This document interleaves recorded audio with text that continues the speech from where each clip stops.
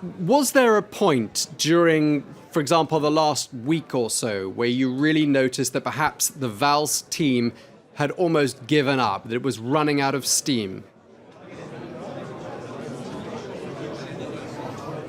I think so, Tom, really. There was never any sense at any of the events that I was at that there was a particular energy or momentum behind Manuel Valls' campaign. Now, that sort of didn't gel in a way with his speeches, which were full of energy and full of verve and a sense of optimism.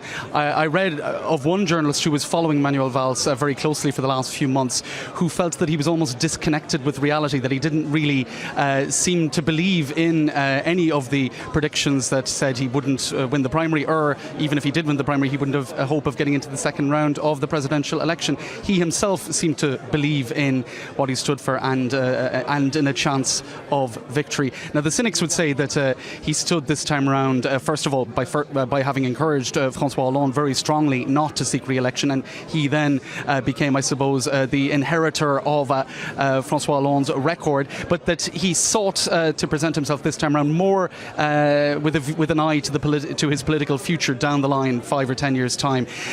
He has said that he had said previously that if he didn't win the primary, that he would disappear. They were his words. But he said this evening in his speech that he has given a lot to France and he will continue to give a lot to France. So that is an indication that he certainly doesn't view his political career as having finished. He's only 54 years of age, so there's still plenty of time for him to make a comeback, if you like. But I think what we can definitely say after tonight's result is that familiar faces in the world of politics, faces that might represent, quote unquote, the establishment, are getting a slap, if you like, and quite literally in the first week of the primary, Manuel Valls was slapped in the face by a young man in Brittany. It became a symbol in some respects, or a metaphor for what some on the political left, on the left of the left, were hoping would happen to Manuel Valls on tonight. And indeed, I suppose it is certainly a disavowal of his more right-wing policies within the sort of left-wing structure of the Socialist Party, which some of the base really never really warmed to.